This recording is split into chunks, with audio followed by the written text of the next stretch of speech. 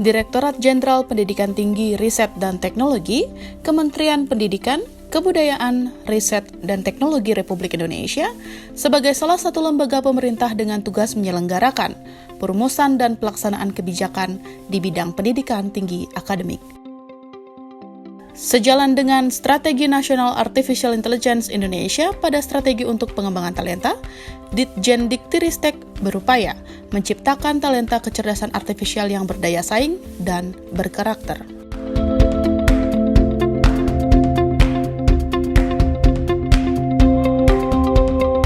Pelatihan Micro-Credential Certification untuk Associate Data Scientist bagi seluruh mahasiswa di Indonesia merupakan salah satu pelatihan yang diselenggarakan oleh Ditjen Diktiristek sebagai upaya dalam pemenuhan kebutuhan talenta nasional bidang data science dan artificial intelligence.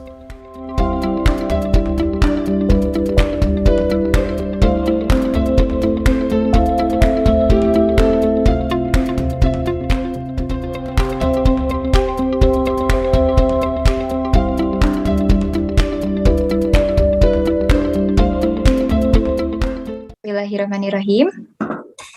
Hormat Dr. Renat Ima Dewi Riana, SSI, Eskom, MF, SC. Hormat Dr. STMT. Yang terhormat Bapak Agus Sudarmadi, MSc. Kami hormati seluruh panitia webinar, serta Bapak, Ibu, peserta webinar Data Science dan Customs pada pelatihan Micro-Credential Certifications untuk Associate Data Scientist pada pagi yang berbahagia ini. Selamat pagi, Assalamualaikum warahmatullahi wabarakatuh. Om Swastiastu, Shalom, Namo Buddhaya, dan salam sejahtera untuk kita semua. Puji dan syukur marilah kita panjatkan kepada Tuhan Yang Maha Esa, karena atas berkat rahmat-Nya lah kita dapat hadir dalam acara Data Science dan Customs pada pelatihan Micro-Credential Certifications untuk Associate Data Scientist.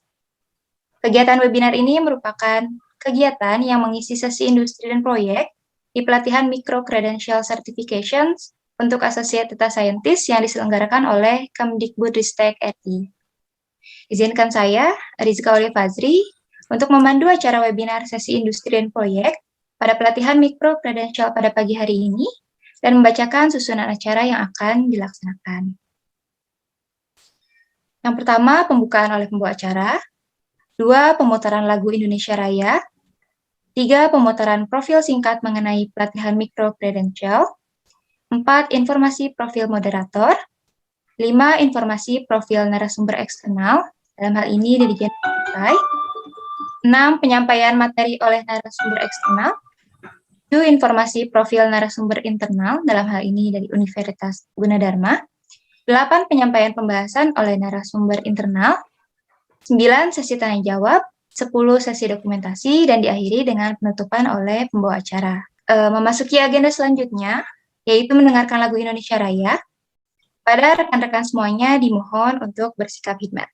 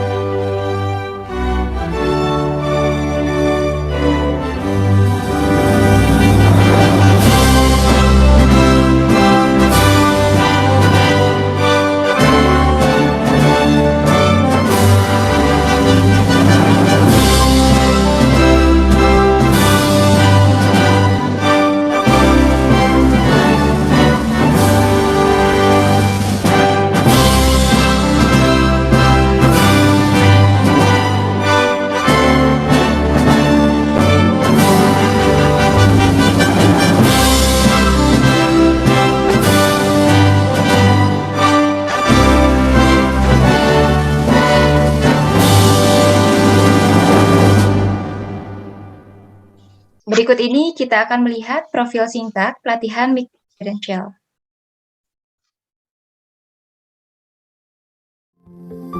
Pemanfaatan luaran dari kegiatan ini diharapkan agar industri dan pemerintah dapat memanfaatkan sumber daya manusia hasil mikrokredensial dan juga menghasilkan produk data science atau artificial intelligence yang dapat digunakan lembaga pemerintah, BUMN, dan layanan publik. Bersama, kita maju untuk Indonesia.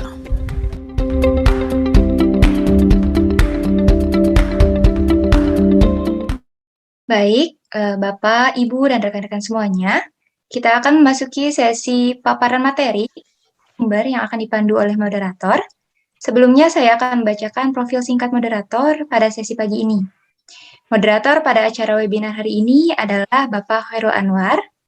Beliau adalah salah satu pengajar yang mengampu beberapa mata kuliah, di antaranya adalah kecerdasan buatan, algoritma dan kompleksitas, dan sistem pakar. Selamat pagi, Bapak Khairul Anwar. Bagaimana kabarnya, Selamat Pak? pagi, Nisa. Alhamdulillah baik. Semoga kita semua dalam Alhamdulillah. keadaan baik. Amin, amin. Baik, untuk sesi selanjutnya kepada Bapak Khairul Anwar, waktu dan tempat saya persilakan. Silakan, Pak. Assalamualaikum warahmatullahi wabarakatuh. Semuanya yang hadir di acara webinar kali ini, semoga kita dalam keadaan sehat. Salam untuk kita semua, bersama kita maju untuk Indonesia. Tag lainnya kan keren. Jadi, bersama kita maju, jadi majunya bersama-sama untuk Indonesia emas tahun 2045.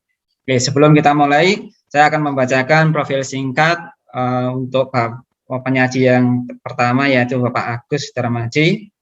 Beliau saat ini adalah sebagai Direktur Informasi di Kepabean Bea Cukai. Saya serahkan ke Bapak Agus untuk menyampaikan pengalaman atau sharing untuk bermanfaat kita semua yang hadir di webinar kali ini. Untuk Pak Agus Darmaji, waktu saya persilakan.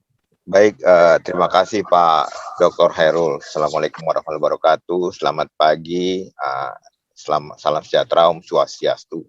Teman-teman semua ya, mahasiswa akademisi, Pak Made yang telah mengkoordinasikan untuk mengundang. Terima kasih Pak. Sebenarnya saya di sini pengen belajar Pak. Kami Bea Cukai itu dalam hal penerapan data science ini ya, terkait data lah, justru masih perlu banyak belajar. Salah satu keinginan kami tampil di sini adalah untuk menggali lagi nanti kira-kira apa yang bisa kita kolaborasikan bersama ya, terutama di dalam rangka membangun sistem bea cukai yang lebih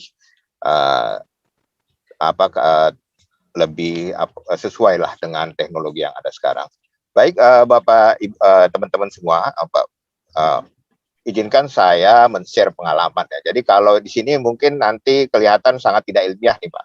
Karena kita ibaratnya learning by doing ya. Kalau bela diri itu praktek dulu Pak ya. Terjatuh-jatuh, berantem, luka-luka, nyari jurus sendiri, akhirnya pelan-pelan bisa. Dan ini yang perlu diluruskan sebenarnya. Nanti kami minta bantuan benar nih dari teman-teman akademisi gimana cara melurus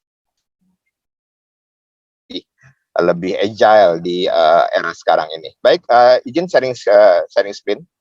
Ya, penerapan data science pada Direktorat Jenderal Bea dan Cukai. Sebenarnya jujur Pak, kami baru belum sampai, walaupun sudah mencoba menerapkan big data, artificial intelligence, terus computer vision dan sebagainya, sebenarnya baru tahap di awal ya. Memang kami cukup kuat kalau di sektor data analitik ya, dan sedikit di visualisasi karena memang untuk kepentingan statistik. Baik, nanti mungkin kami sampaikan, tapi siapa tahu ada masukan yang bisa kita tumbuh kembangkan bersama-sama. Ya, nanti kami coba menyampaikan mungkin ya secara apa yang kami pahami terkait data science gitu ya. Lalu bagaimana sih Bea Cukai coba mengadaptasinya. Nah, ini mungkin sangat teoritis ya. Yang jelas di sisi kami bahwa dengan penerapan teknologi yang ada sekarang sudah shifting Bapak Ibu teman-teman semua. Jadi dulu peran ICT Bea Cukai itu hanya sekedar untuk supporting ya.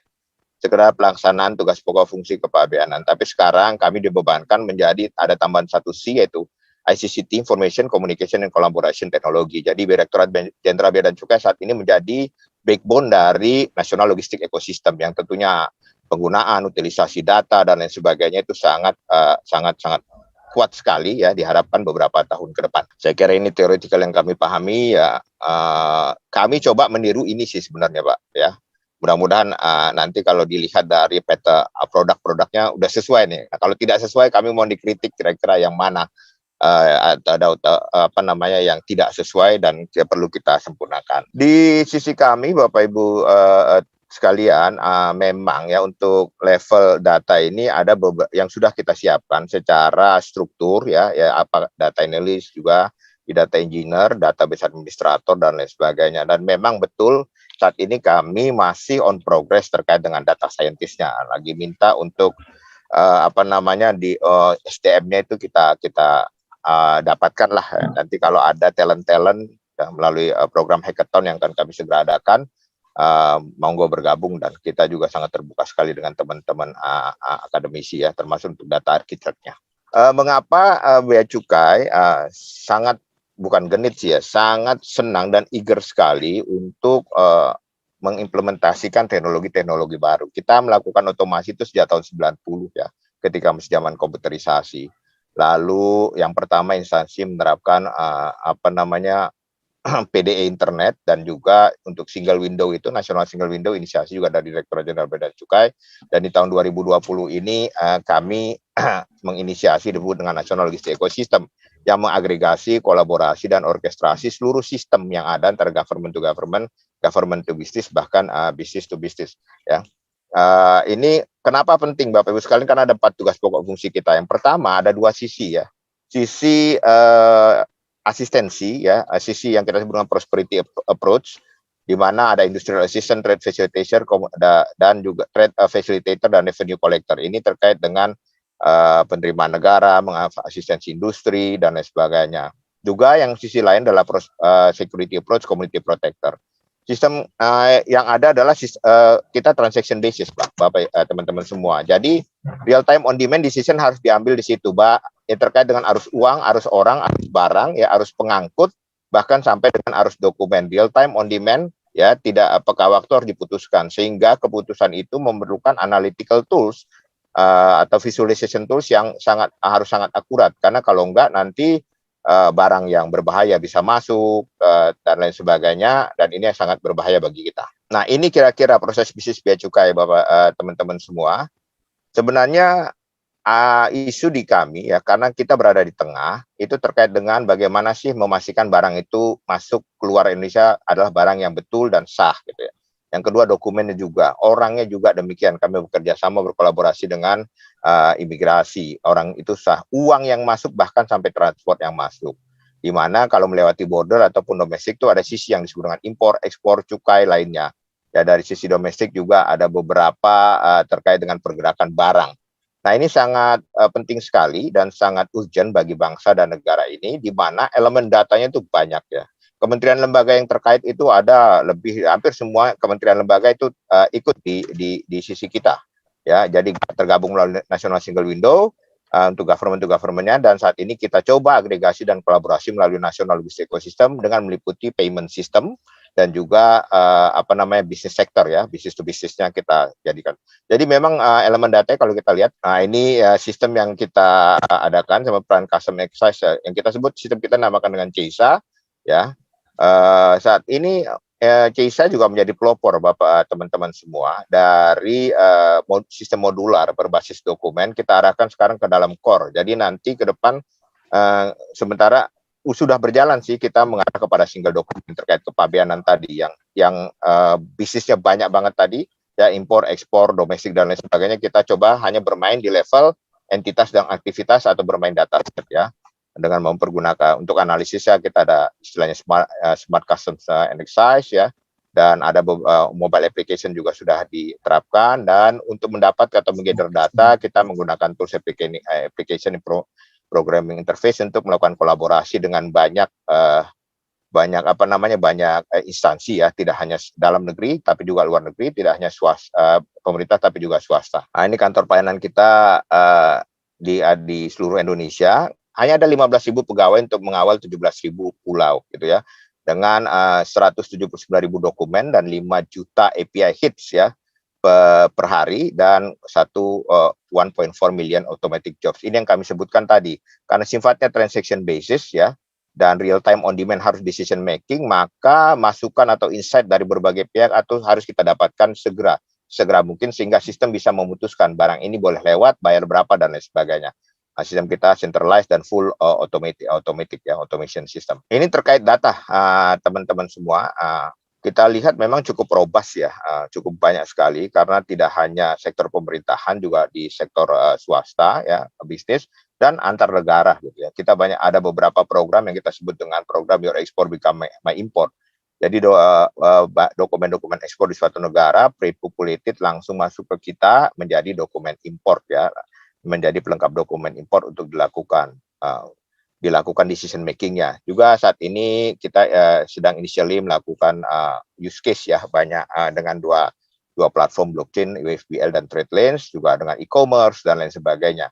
Jadi memang cukup robust. Kalau dengan sisi pemerintahan itu ada National Single Window yang menjadi jembatan government to government, juga erat bekerja sama. Dan ditambah lagi saat ini kita sedang membangun disebut dengan National Logistic Ecosystem, di mana sisinya itu sudah end to end tadi ya, government to business, bahkan business to business. Jadi sebagai sedang membangun, dan ini saat ini sudah insya Allah akhir 2021 ini akan di launch super platformnya yang kita sebut dengan National Logistic Ecosystem. Implementasi data analytics ya, kita mulai untuk kebijakan ekspor impor tadi. Kenapa? Karena sebenarnya tadi bea cukai penting untuk decision making prosesnya tadi. Peka waktu, nggak bisa telat ya. Untuk pemeriksaan, apalagi kalau ekspor itu begitu sampai di pelabuhan harus sudah bisa naik kapal, dan itu harus sudah diputuskan apakah bisa atau tidaknya itu saat itu juga, bahkan sebelum masuk ke pelabuhan, sehingga tidak mengganggu proses. Kalau impor ada yang tergantung resikonya. Nah, menentukan manajemen resikonya itu juga berdasarkan analytics tools yang ada di kita ya, apakah dia termasuk customer kita yang baik atau customer yang perlu pemeriksaan lebih mendalam dan lain sebagainya. Jadi intinya adalah pemanfaatan data ini kita untuk mendapatkan momentum ya, dan juga harus tepat, dan untuk memaksimalkan hak negara dalam bidang penerimaan dan negara, sehingga dari data yang begitu banyak melakukan analitik ya, melakukan visualisasi dan lain sebagainya, juga sentimen analisisnya untuk kita lakukan decision, apakah orang ini, barang ini, kapal ini bisa masuk atau bisa diproses untuk bisa keluar dan masuk Indonesia. Ini beberapa use case yang kita gunakan terkait utilisasi data yang tadi. Kita ada namanya risk management atau risk engine, teman-teman semua. Kenapa? Karena memang nature bea cukai itu kan semua orang, barang, ya, kapal itu harus diperiksa 100%. Ya, karena menyangkut ada resiko keuangan negara, larangan pembatasan ya, apakah barang itu boleh masuk atau tidak, ataupun perizinan yang lain yang dititipkan oleh kementerian lembaga.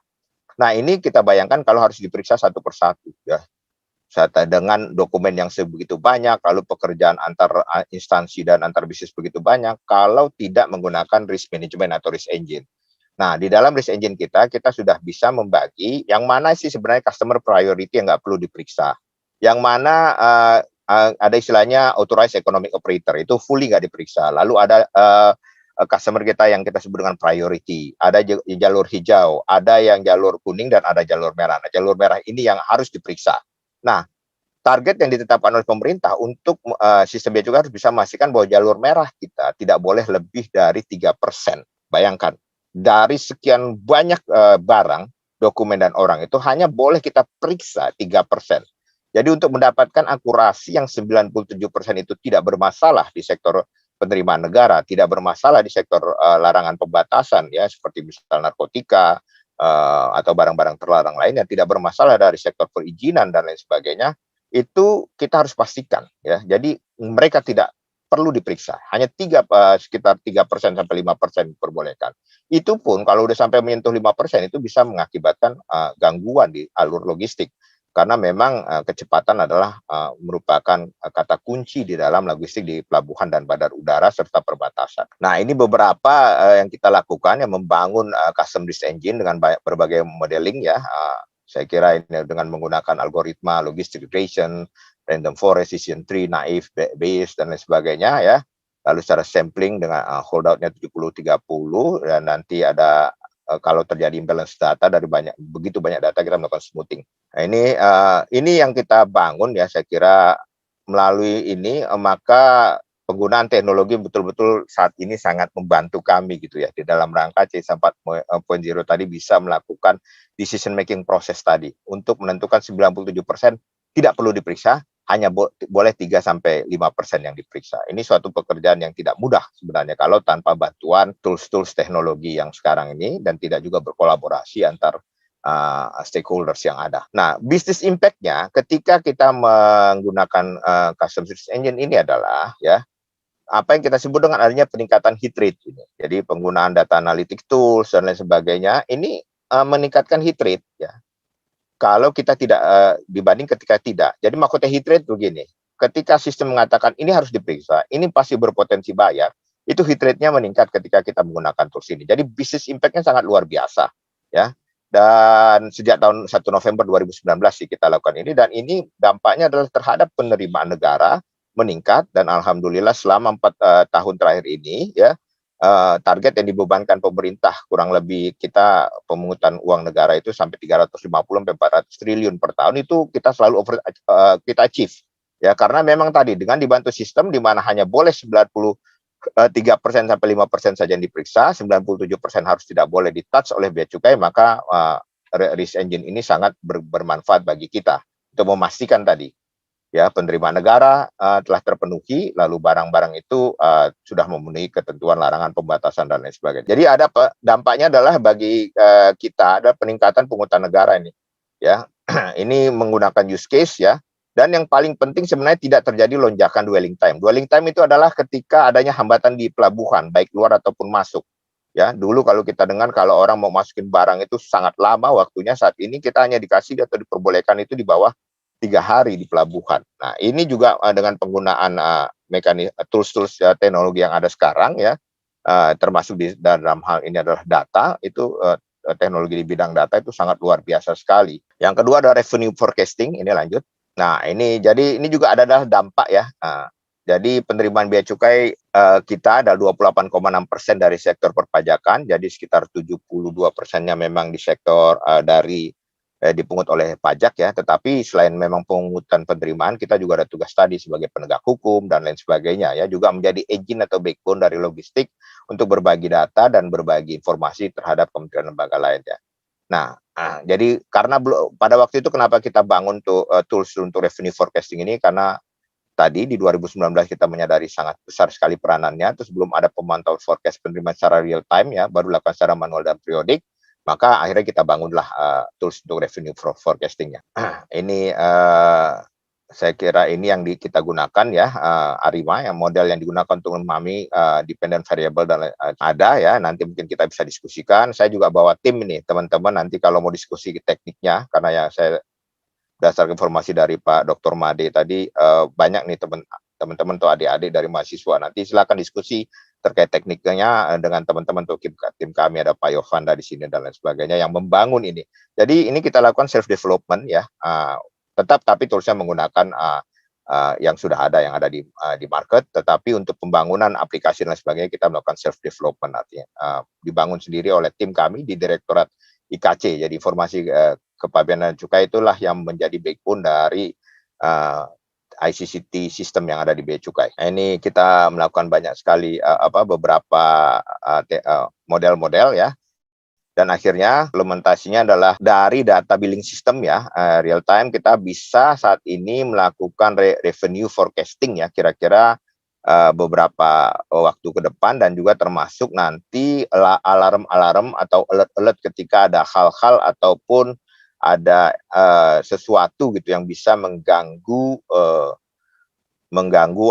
potensi penerimaan gitu ya. Nah, ini yang sangat bermanfaat dan sangat diapresiasi sekali oleh pimpinan ya, karena memang kita bisa melakukan mitigasi atau langkah di awal ketika ada alarm atau ada alert yang dihasilkan dari ini. Nah, ini beberapa output sehingga sampai dengan beberapa tahun ke depan gitu ya, kita juga sudah bisa jadi memang sudah mulai shifting dari deskripsi ke arah preskriptif ya, forecasting lalu ke arah preskriptif.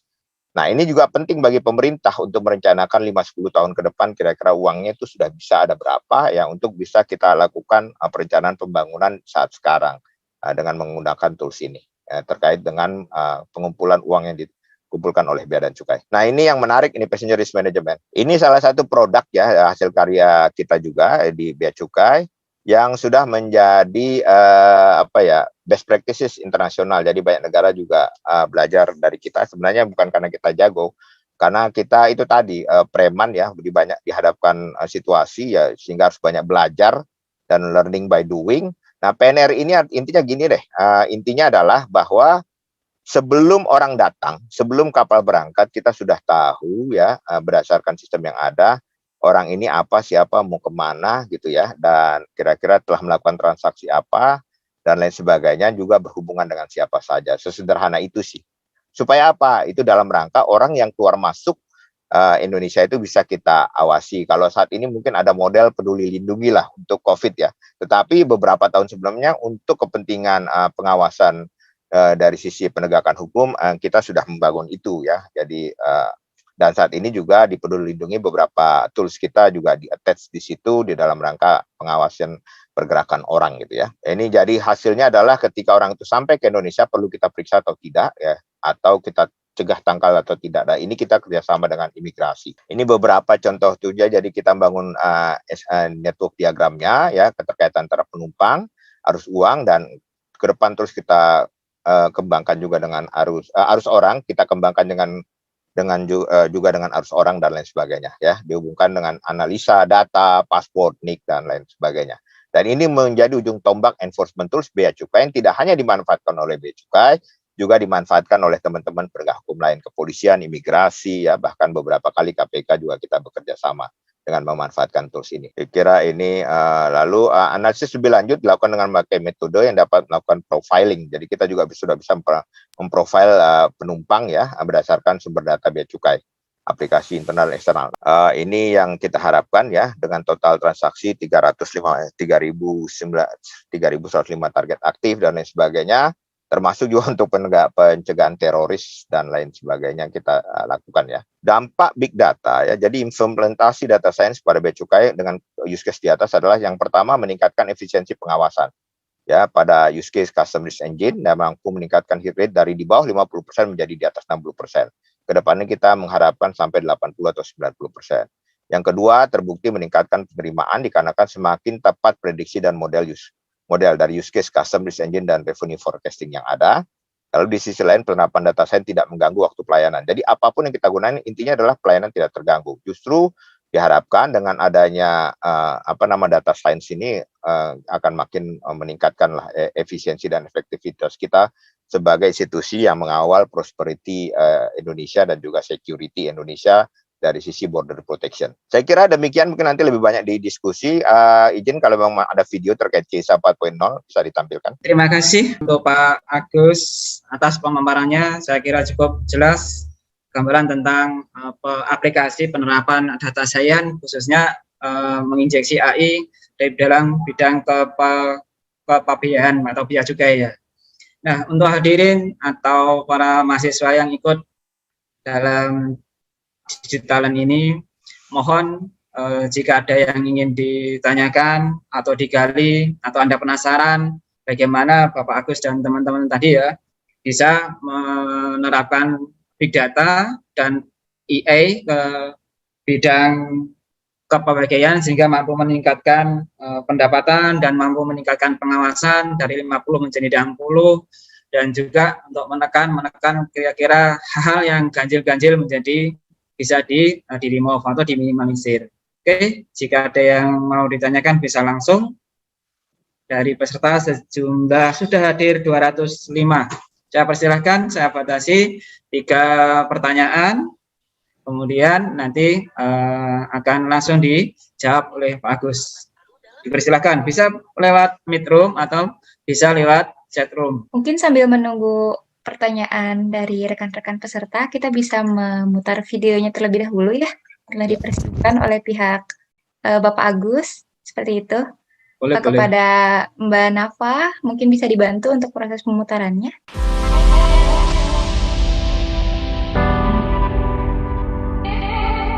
Upaya terus-menerus dalam mendorong peningkatan perbaikan layanan atas perdagangan internasional serta efektivitas pengawasan barang ekspor-impor tetap menjadi prioritas Direktorat Jenderal Bea dan Cukai.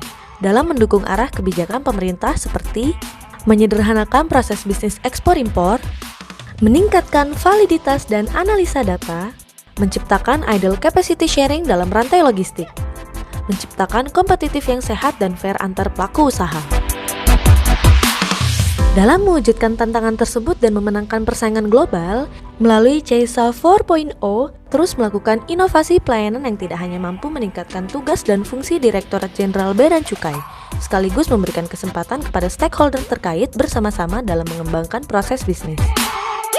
Beberapa inovasi yang telah diimplementasikan dalam CESA 4.0 meliputi 1. Penerapan Big Data dan teknologi Artificial Intelligence menjadikan data sebagai aset berharga organisasi berupa informasi yang tidak hanya bersifat deskriptif namun mampu menghadirkan proyeksi dan perskriptif serta mampu memberikan informasi-informasi kritikal dalam bentuk alert pengawasan dan forecasting kegiatan ekspor-impor yang lebih baik. Melalui big data yang dikembangkan, self-service analysis yang dilakukan manusia maupun komputer diharapkan mampu memberikan pandangan 360 derajat pada objek yang akan dianalisa. 2. Image vision yang meliputi face recognition, character recognition, dan image recognition mampu memberikan sudut pandang pengawasan yang lebih akurat. 3. Pemanfaatan smart device seperti drone dalam rangka melakukan optimalisasi pengawasan terhadap area spesifik seperti perbatasan, area perkebunan, container yard, pabrik, dan area lainnya. 4. AutoGate dan eSeal yang terhubung secara real-time dengan sistem Direktorat Jenderal Bea dan Cukai guna menciptakan efisiensi dalam percepatan logistik. 5. Penerapan CESA API Collaboration melalui National Logistic Ecosystem mampu menciptakan simplifikasi terhadap proses bisnis serta meningkatkan idle capacity sharing pada rantai logistik di Indonesia. Dalam konsep CESA API kolaborasi, diharapkan seluruh rantai logistik di Indonesia berkembang bersama-sama, sehingga mampu meningkatkan percepatan waktu serta mengurangi biaya logistik. Sebagai bagian sistem logistik internasional, CESA 4.0 juga telah siap berintegrasi dengan sistem kepabeanan di dunia. Konsep See Your Export Become My Import akan menjadi terobosan wujud kolaborasi antar negara yang bertujuan untuk menciptakan integritas data ekspor-impor yang lebih akurat, menjamin hak-hak negara, serta meningkatkan keamanan masyarakat atas barang ekspor dan impor. CESA 4.0 juga akan memberikan pengalaman baru dalam melaksanakan pekerjaan dengan memberikan kemudahan dalam melakukan pekerjaan melalui device pribadi seperti smartphone. Prinsip mendekatkan solusi kepada pegawai dan stakeholder, serta konsep bekerja dapat dilakukan di mana saja, akan menjadi hal utama dalam pengembangan CESA 4.0 selanjutnya.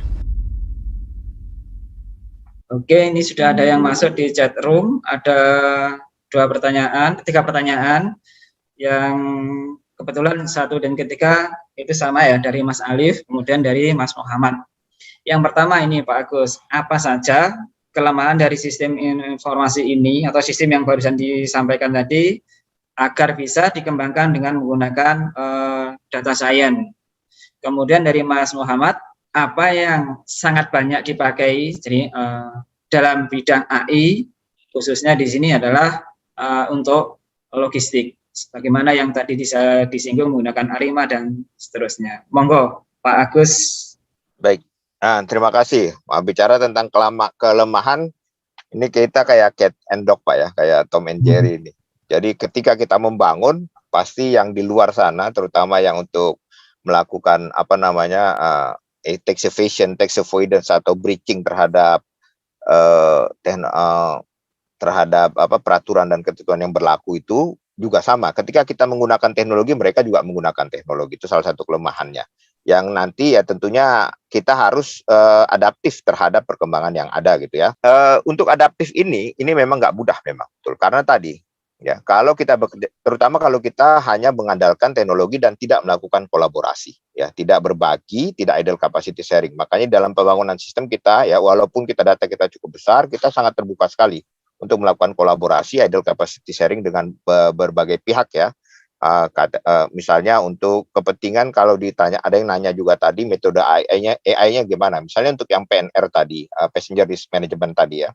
kita bekerja sama tidak hanya data yang kita collect itu dari penumpang saja ataupun dari yang kita kumpulkan, tapi juga mendapatkan sumber-sumber data dari negara lain, dari airline dan lain sebagainya ya, dengan menggunakan tools yang kita sebut menggunakan self-service analytic ya. Tadi kan di video sudah lihat ya, dengan penggunaan teknologi-teknologi tadi, image detection, face recognition, dan lain sebagainya. Ini sangat membantu, karena tugas bea cukai kan mengecek orang, ini benar apa enggak, salah apa enggak gitu ya. Terus barang ini boleh masuk atau enggak. Sementara untuk barang itu itemnya banyak banget. Nah ini yang penggunaan teknologi-teknologi seperti ini dan yang kita gabungkan dengan data-data yang terstruktur seperti NIK, paspor, terus juga data-data pembayaran, data-data payment ini tadi sangat-sangat bermanfaat sekali ya.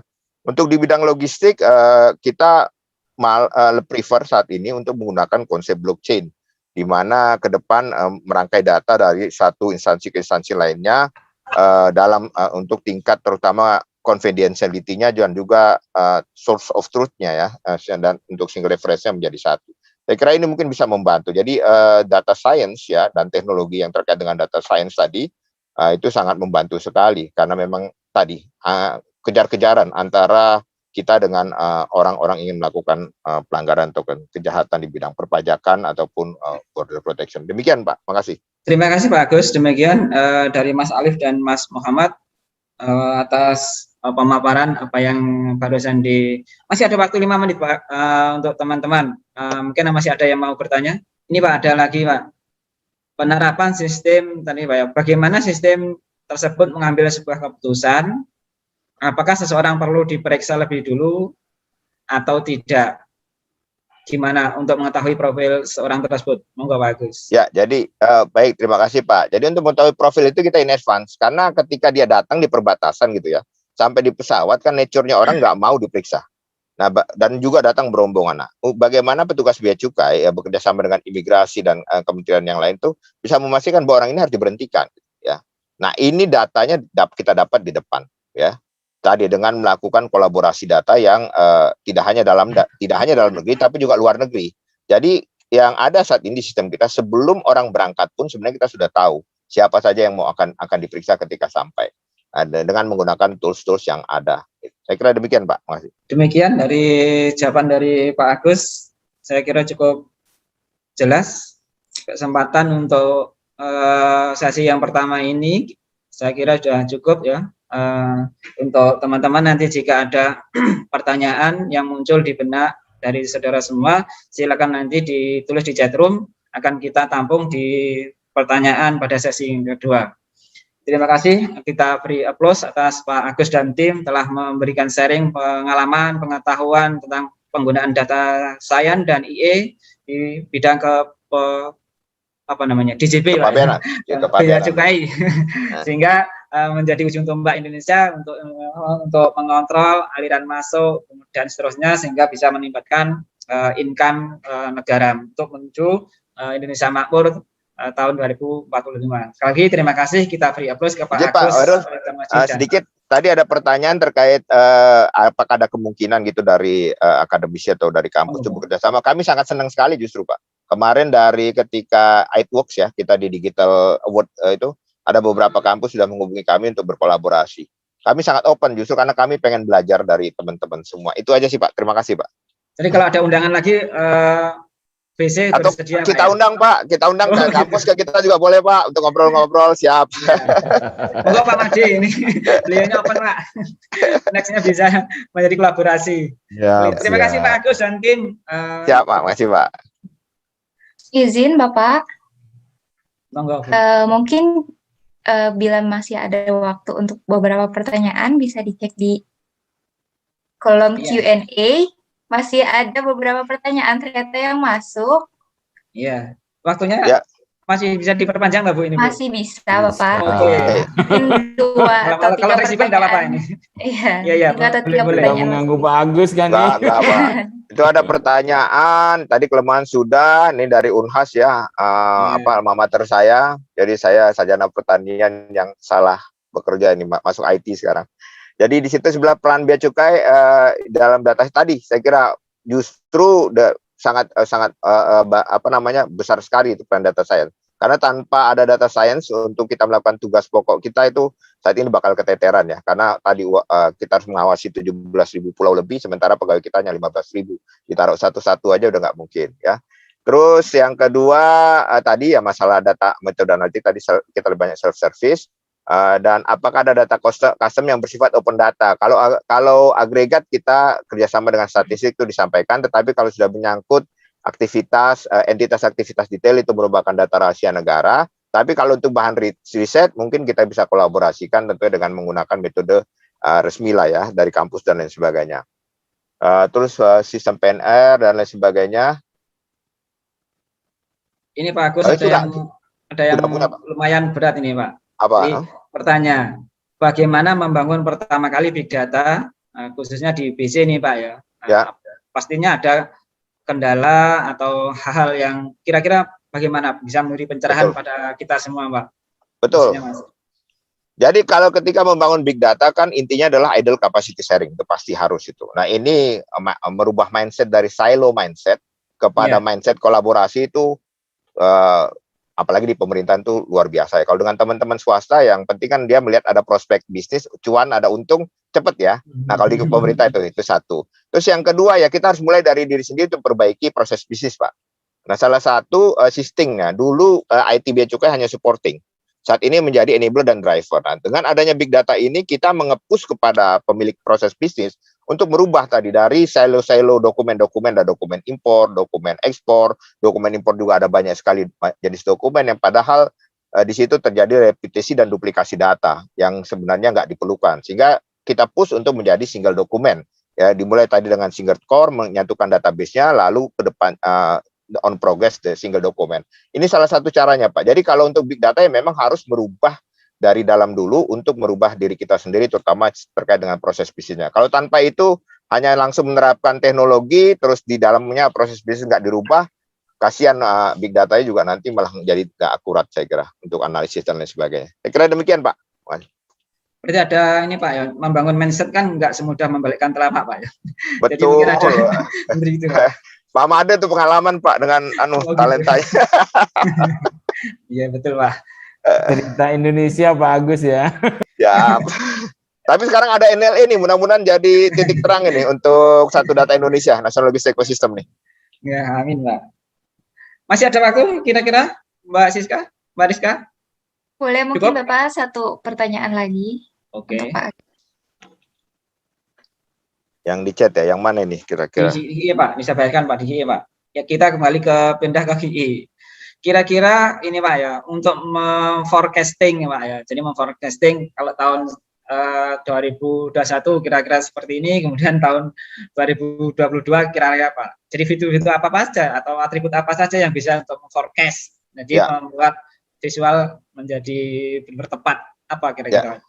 Ya, jadi kalau dulu kan kita masih berdasarkan sebelum era sekarang kan itu dengan sejarah Pak ya, data-data masa lalu yang kita untuk melakukan forecasting.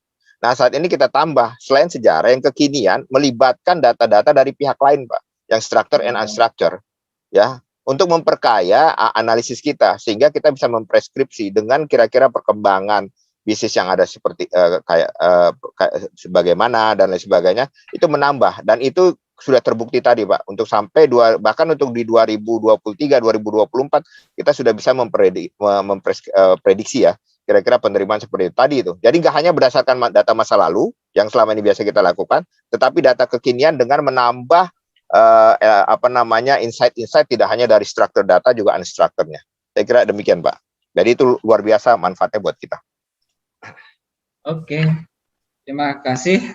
Saya kira waktunya sudah cukup dan itu banyak yang telah Pak Agus sampaikan, juga memberi wawasan kita, menambah insight bagi kita bahwa data science itu amat sangat diperlukan untuk segala bidang saat ini dan ke depan ya, untuk menjadi fondasi menuju Indonesia Emas tahun 2045. Dan kita khususnya mahasiswa yang hadir di sini adalah talent-talent yang menjadi bagian yang diupgrade oleh pemerintah atau disiapkan untuk menjadi generasi atau bagian dari departemennya Pak Agus ya. Jadi tadi kan beliaunya membutuhkan talent-talent. Wah sangat tuh. Untuk data scientist kita masih kurang nih Pak. Ayo, kayaknya itu. Jadi berbahagialah mahasiswa yang bergabung di sini. Semoga nanti Anda bisa menjadi kolaborasi dengan Pak Agus untuk membangun Indonesia. Sekali lagi terima kasih kita beri Terima kasih, applause Pak. kepada Agus telah menyampaikan gambarannya. Demikian tadi untuk sesi pertama pemaparan dari Pak Agus Sudarmaji dari Bea Cukai tentang penerapan data science IE dalam bidang bea cukai yang manfaatnya amat sangat banyak ya, walaupun saya katakan amat sangat kan bombastis ya. Intinya adalah sangat-sangat diperlukan. Begitu juga tenaga-tenaga yang menguasai itu juga diperlukan untuk membangun hal tersebut. Terima kasih untuk Pak Agus. Saatnya kita sekali lagi nanti masih berharap di kemudian hari Pak masih bersedia untuk join dan senang Pak Rame dengan tim nanti. Siap, bersama. Siap Pak, siap. Demikian sesi pertama kita akhiri. Saya kembalikan ke Mbak Rizka sebagai pemandu acara. Iya baik, mungkin selanjutnya dilanjut oleh narasumber yang kedua, narasumber internal dari Universitas Gunadarma. Berarti kami izin live bisa ya, Pak Moderator? Ya. Oke, Pak Made dan Pak Dr. Hero semua. Yuk, assalamualaikum. Terima kasih Bapak Agus. Pindah rapat lagi kami nih ya. Baik, terima kasih. Yuk. Agak sulit ini mencari Salam kolaborasi ya, Pak. Ya. Kolaborasi bersama kita maju Indonesia, Pak. Siap, Pak. Baik, mungkin selanjutnya untuk acara selanjutnya saya serahkan kembali ke Bapak Hoerul selaku moderator untuk memberikan waktu kepada narasumber kedua yaitu dari internal di Universitas Gunadarma untuk menyampaikan materi seperti itu. Terima kasih Mbak Rizka Aulia, teman-teman peserta mikrodensial. Saat ini adalah sesi yang kedua dalam webinar ini. Kita akan menghadirkan narasumber juga punya pengalaman yang luar biasa juga, khususnya tentang data science ya. Yang saat ini atau pemateri keduanya adalah Bapak Agus Wiryawan dari Universitas Gunadarma. Waktu dan kesempatan saya berikan ke Pak Madewirian, monggo Pak. Terima kasih moderator. Suara saya terdengar ya, mudah-mudahan. Iya, terdengar nyaring Pak. Terima kasih kepada para peserta sudah hadir di acara ini. Memang sesi ini kita sebagai share antara industri dan pemerintah, dan salah satunya mengapa kita undang Pak Agus dari Bea Cukai agar mendapat gambaran para peserta program ini bahwasannya ketika kita bicara data science AI itu bukan hanya perusahaan-perusahaan swasta yang besar-besar startup, tapi sebetulnya lembaga pemerintahan juga memiliki pemanfaatan dan kebutuhan SDM yang tinggi. Saya yakin mungkin beberapa dari para peserta yang masih tingkat ketiga, 4 ini ada yang nantinya ingin menjadi ASN.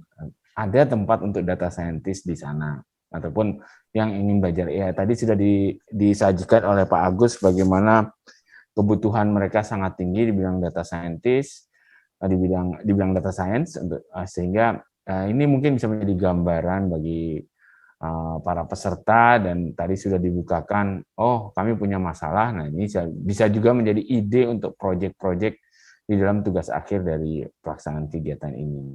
Izinkan saya share screen terlebih dahulu. Di dalam acara kegiatan microcredential ini akan ada banyak partner-partner yang hadir, tinggal tergantung karena ada di 11 kampus, nanti di Gunadarma akan bergantian di antara partner-partner ini. Kalau tadi sudah lembaga pemerintah, nantinya akan ada ya industri swasta, kita akan bergantian. Tujuannya agar para peserta microcredential ini mendapatkan gambaran luas tentang pemanfaatan data science baik di industri maupun di pemerintahan.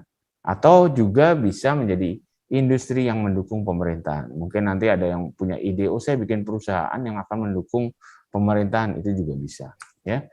Jadi kalau kita lihat cerita tadi Pak Agus Sudarmadi di Bea Cukai, itu tampak bahwa jargon RI 4.0 itu bukan jargon, memang sudah menjadi kebutuhan, akan diterapkan. Dan salah satu yang penting adalah bagaimana kita manusia menyikapi hal itu. Jadi semua teknologi itu kembali lagi kita ke manusia. Bagaimana kita menyikapi itu? Apakah kita bisa memanfaatkannya sebagai pelayan kita bisa dimanfaatkan, diawasi oleh sistem, atau kita dikontrol oleh sistem. Nah, disinilah pentingnya manusia memahami. Tadi sudah diutarakan salah satu fungsi utama daripada sistem seperti di Bea Cukai adalah untuk visualisasi, dashboarding, command center. Ini saya ambil command center yang sangat futuristik. Nah, pada dasarnya dashboarding yang menampilkan data-data itu biasanya itu dikelola oleh data analis, yaitu ada beberapa jenis namanya dashboard. Nah, yang namanya adalah monitoring dashboard, ada interactive analytic dashboard, dan navigational dashboard. Sebetulnya kalau di Bea Cukai mereka memiliki suatu command center, saya kebetulan pernah diundang ke sana, mereka memiliki fungsi-fungsi ini di command center sehingga bisa melihat, oh ada barang sudah masuk port, ini ada barang yang tanda petik selundupan, itu langsung terdeteksi di dashboarding ini ya. Jadi, dan ini bisa membantu membuat kebijakan.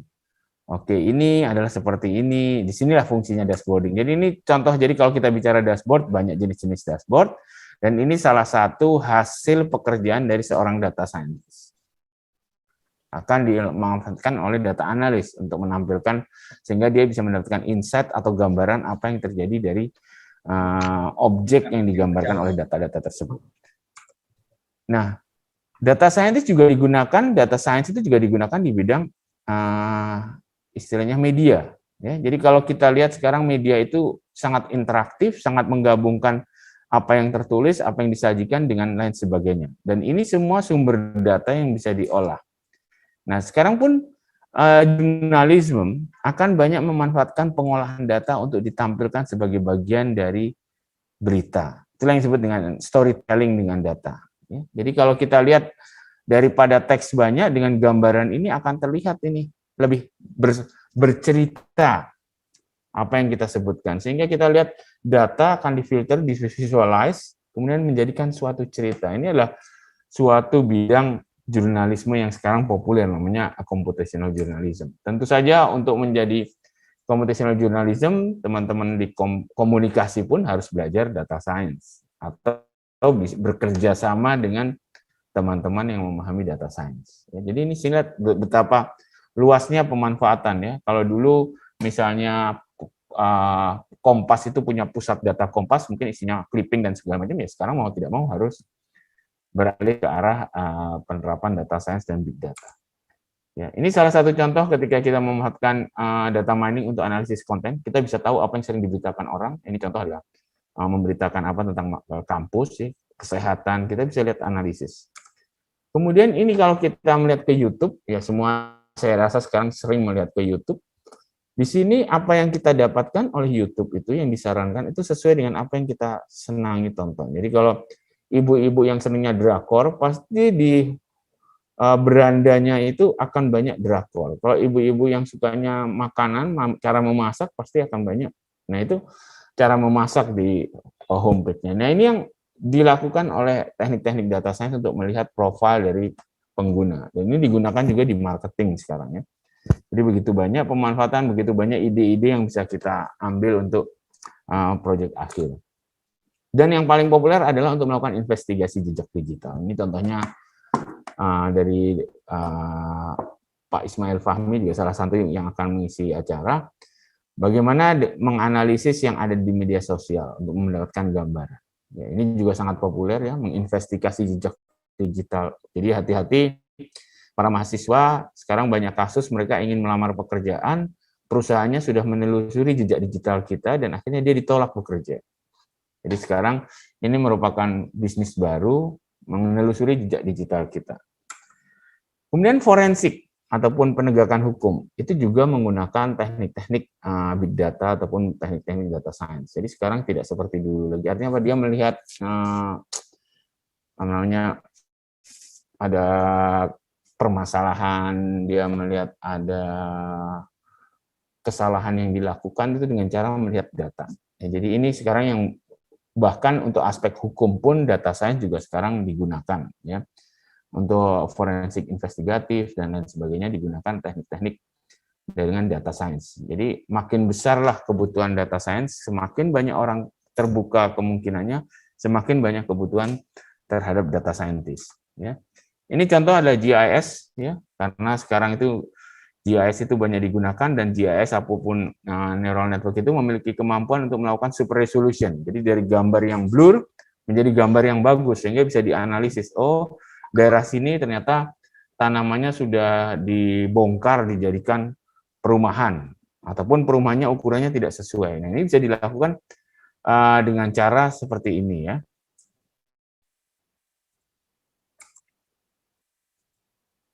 Ini yang dikenal dengan nama geointelligence. Ya, jadi kita melakukan GIS, melakukan perencanaan kota dengan memanfaatkan data-data yang lain. Jadi tadi sudah diutarakan Pak Agus, bukan hanya data transaksi yang digunakan untuk memprediksi, tapi data-data dari yang lain, surrounding data digunakan untuk kita memahami apa yang terjadi. Kalau dulu kita hanya melihat dari historical data, tapi sekarang kita melihat dengan data-data di sekitarnya. Kita bisa tahu, oh, kira-kira seperti ini. Ya, jadi kita di situ yang digunakan data science sekarang, dia tidak hanya berdasarkan historical data, tapi dia juga memanfaatkan data-data lain yang akan mempengaruhi dari data tersebut. Saya sekarang jenis data menjadi makin beragam, ya. Ada structure, ada unstructure, ya, data dari remote sensing segala macam. Itulah yang diolah, ya. Sehingga terkenalah tadi sudah disebutkan konsep big data. Jadi ketika kita bicara big data, itu bukan hanya size, bukan hanya ukuran, tetapi juga keberagaman, kecepatan dia masuk, ketidaktepatan juga, ketidaklengkapan. Nah, ini yang menjadi bagaimana mencari information retrieval di dalam suatu big data itu menjadi berbeda dengan information retrieval di database biasa. Ya. Sehingga tujuannya kalau kita melakukan proses-proses di data science, kita bisa melakukan deskriptif, kita bisa melakukan diagnostik, kita bisa melakukan prediktif, kita bisa melakukan preskriptif. Enaknya bagaimana? Ya, kalau prediktif apa yang akan terjadi, ya, bahasa santainya gitulah, ya. Jadi kalau deskripsi itu apaan sih? Ya, kalau diagnostik, kenapa itu terjadi? Ya, kalau prediktif apa yang akan terjadi? Preskriptif, kalau mau bikin kayak gitu gimana caranya? Nah, ini adalah dengan melihat data-data maka kita bisa melakukan pekerjaan-pekerjaan ini. Tentu saja tadi diutarakan yang paling sulit di Indonesia adalah merubah mindset. Yang tadinya kita bekerja sendiri, kita bekerja secara ekosistem. Ini adalah tantangan yang akan dihadapi ketika kita akan menerapkan data science secara luas. Jadi bukan hanya teknologi. Tadi sudah dinyatakan ketika kita melakukan forecasting, kita tidak hanya tergantung historical data kita. Kita perlu data-data surrounding, dari surrounding kita. Nah, bagaimana kita bisa mendapatkan data tersebut? Bagaimana mereka secara sukarela mau memberikan data? Tentu saja mereka ingin memberikan data, kita juga harus memberikan data. Nah, artinya di sini ada satu aspek non-teknis organisasional di mana harus juga difikirkan oleh teman-teman di data science. Itu yang membedakan mungkin dengan secara hanya statistik atau data science. Kita juga harus berpikir, data ini masuknya itu seperti apa sih? Behavior-nya, apakah bisa dipercaya atau tidak, gitu kasarnya gitu. Apakah memang tepat waktunya atau tidak. Padahal kita melakukan analisis temporal atau analisis berdasarkan waktu. Nah, di sini yang menjadi cross section ataupun perkawinan antara teman-teman yang di data science dengan teman-teman di data engineer, memahami bagaimana data itu di-retrieve, dikumpulkan dan masuk. Sehingga ketika di tahapan data science kita melakukan analisis data, pembersihan data, kita tidak hanya melihat datanya itu sendiri, tapi kita juga memahami proses dari data itu masuk. Nah, jadi ini yang menyebabkan data science akan selalu memiliki pemahaman tentang data engineering-nya akan sangat bermanfaat bagi seorang data scientist. Karena salah satu kendala adalah kualitas dari data. Ketika data kita sampah, kita sulit melakukan pemrosesan yang memberikan hasil tidak sampah. Tentu saja ada trik bagaimana yang ya sama dengan tukang sampah, bagaimana yang dari sampah itu kita bisa pilih menjadi barang yang berharga. Nah, ini adalah salah satu cara nanti mungkin menghadapi bagaimana kalau outlier kita hilangkan, tapi yang ini tidak boleh. Nah, itu adalah hal-hal yang harus dihadapi oleh seorang data scientist ya. Jadi misalnya, data seperti ini kayaknya sih bukan data yang nggak ada pattern-nya. Ini ada, tapi memang jarang sekali terjadi. Nah, ini yang harus dipahami. Nah, jadi di dalam pengelolaan data ada yang namanya prinsip satu data. Ya, bagaimana data itu kita selalu menggunakan referensi data yang sama, data bisa dipertukarkan. Terus ada istilah metadata. Nah, mungkin seorang data science juga harus tahu metadata. Kenapa? Karena seringkali kesalahan data masuk itu disebabkan referensi data yang tidak tepat. Jadi bukan data itu diambil tidak tepat, tapi data itu punya referensi yang tidak tepat, sehingga ketika kita masukkan ke tabel utama untuk diolah menjadi salah. Ya. Jadi memahami karakter data masuk ini, metadatanya bagaimana, referensi datanya bagaimana, cara pertukarannya, interoperabilitasnya bagaimana, ini akan membantu di dalam memahami proses datanya. Ya. Nah, kembali lagi untuk menyusun, tadi sudah diutarakan, jadi salah satu yang menarik sebetulnya di Bea Cukai adalah mereka memiliki sumber daya manusia di bidang TI yang sangat banyak sekarang. Jadi alih-alih hanya punya sistem, mereka punya SDM yang cukup besar. Sehingga tadi itu pun menurut Pak Agus masih kurang. Ya. Jadi artinya apa?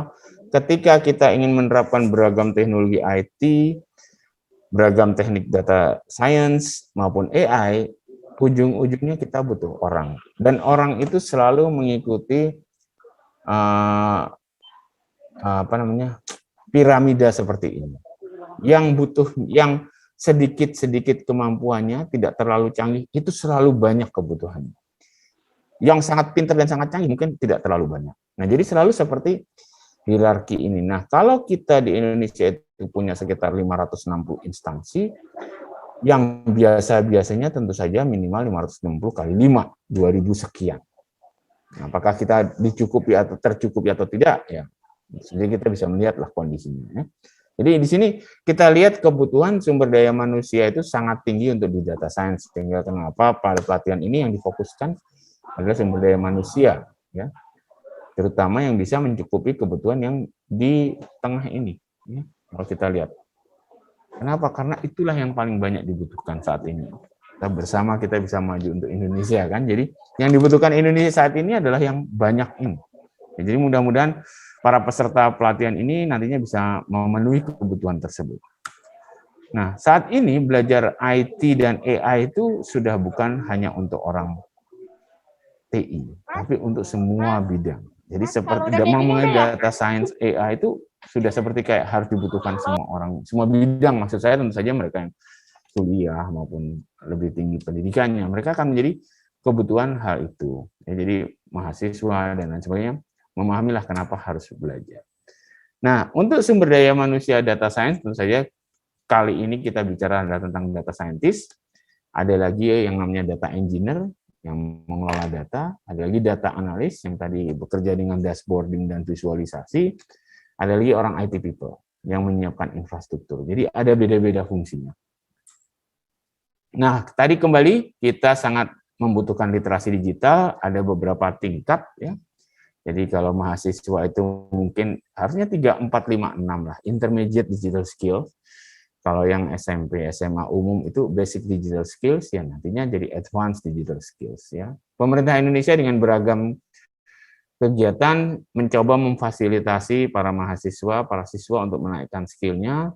Jadi ada program seperti ini, ya, micro credential, ada juga di Kominfo Digital Talent Scholarship, ada di Kemenaker Balai Latihan Kerja, temanya juga sama. Nah, tinggal bagaimana para mahasiswa ingin menambah kompetensi mereka di bidang baru ini. Ya, jadi sudah banyak fasilitas, tinggal bagaimana ingin memanfaatkannya. Nah, ketika kita ingin belajar, pasti pertanyaan pertama, oh Pak, saya belajar pakai bahasa pemrograman apa gitu ya. Sebetulnya banyak bahasa ya. Tadi sudah mungkin mengapa ini saya utarakan, saya teringat ketika ketemu stafnya Pak Agus banyak ya, mereka banyak yang backgroundnya bukan IT, banyak yang ekonomi segala macam. Statistik. Nah, mereka lebih ingin bukan hanya masalah coding, tapi prosesnya lebih diutamakan. Nah, mereka banyaklah yang menggunakan tools seperti RapidMiners, WK, ya, bukan WK, ya. Kemudian ada juga pakai Knim. Ya, ini semua ada tools-tools yang free, bisa dicobakan, dan sifatnya adalah visual ketika kita mendesain algoritma ataupun pemroses pipelining datanya. Ya, jadi kalau kita lihat ini adalah visual modelnya atau Orange Tree. Ya, banyak juga ini sifatnya juga visual. Tetapi atau yang sangat kuat untuk statistik adalah R, ya, juga ada fungsi deep learning-nya. Ini adalah salah satu fungsinya.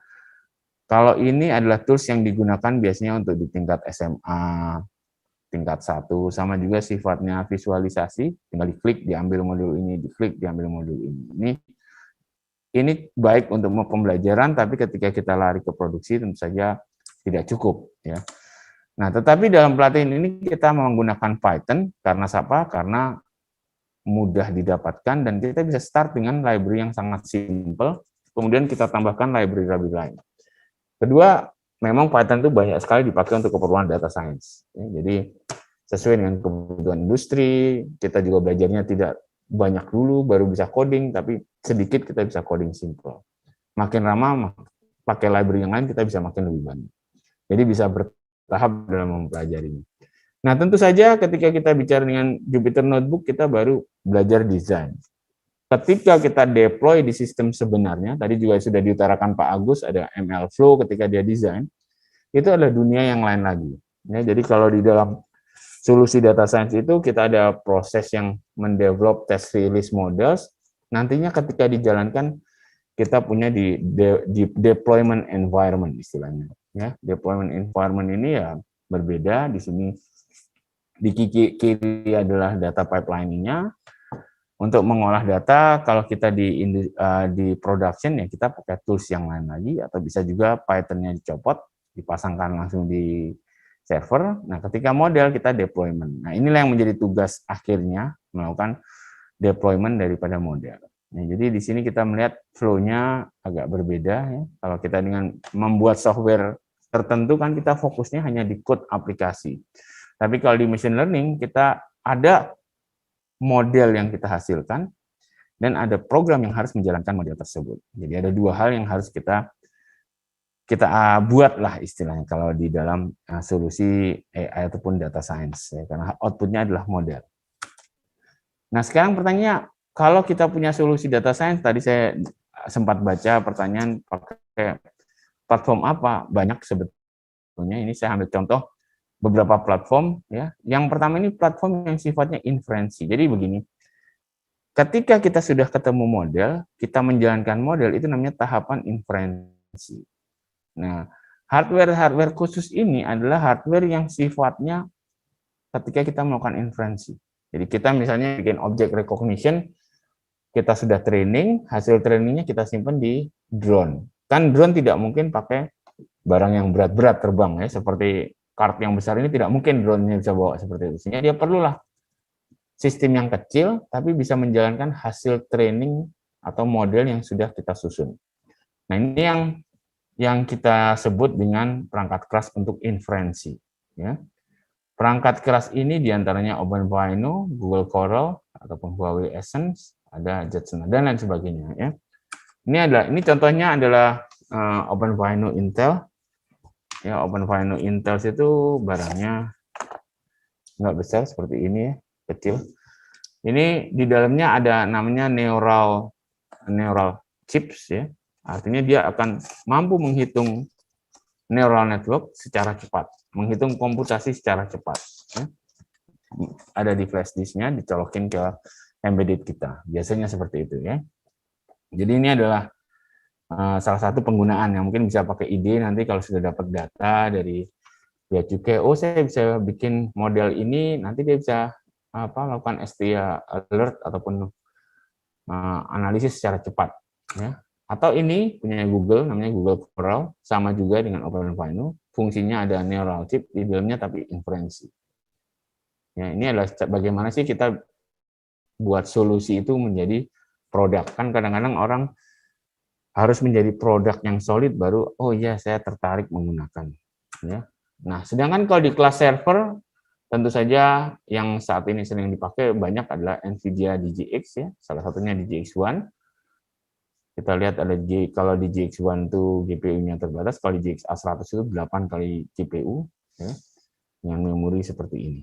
Ya, tapi ini adalah dipakai sebagian besar di kelas yang besar lah, gitu ya. Jadi kalau kita lihat, kita bandingkan dengan yang lain, ya. Ini yang saya sebut bahwa pada proses kita mengoprak-aprik data science ataupun AI ada dua fase. Yang pertama adalah training server, ya, dia akan dari contoh-contoh data, dia akan menjadikan model. Inilah namanya training server. Setelah model itu ada, kita pasangkan dan dijalankan. di platform tertentu menggunakan inferencing server. Nah, tetapi kalau seperti yang tadi di GX itu dia menjadi satu ya. Jadi ini inferencing dan learning menjadi satu ya. Karena dia bisa diskalakan. Oh, saya inferencing hanya pakai 1 GPU. Training saya pakai 4 GPU. Itu bisa dilakukan. Ya, jadi ini adalah tadi kalau pertanyaan bagaimana membangun big data-nya, platformnya, ya salah satunya kita harus tahu. Karena apa? Servernya itu berbeda, bukan kayak server web server biasa ketika kita banyak melakukan komputasional. Servernya nggak sama. Ini salah satu server yang sering digunakan untuk kebutuhan komputasi, untuk big data maupun AI, salah satunya adalah mesin-mesin seperti ini. Ini merek yang lainnya ya, saya ambil contoh. Biasanya setiap computational server itu memiliki parallel processing GPU ya, graphical processing unit. Ya. Prinsipnya dia adalah vektor ataupun tensor processing. Jadi bisa melakukan perkalian matriks dalam tempo cepat, intinya itu. Ini adalah contohnya. Ya. Jadi akhirnya mari kita bersama-sama, kita maju untuk Indonesia. Kegiatan ini adalah kegiatan kita bersama-sama. Gunadarma adalah salah satu host, pesertanya bermacam-macam universitas. Nanti kita akan undang beragam pemerintah dan industri, sehingga mendapatkan insight, mendapatkan data, dapat ide untuk bikin apa, proyek akhir. Nantinya proyek akhir itu mudah-mudahan bisa menjadi solusi yang akan sedikit banyak memecahkan masalah di ujung. Dan ini adalah pesertanya semua, ya. Mungkin saya nggak tahu di kelas ini apakah di acara ini apakah beragam kampusnya seperti apa, tapi ini adalah yang jalan pada saat ini. Akhir kata saya ucapkan terima kasih. Saya kembalikan ke moderator kalau ada pertanyaan, silakan.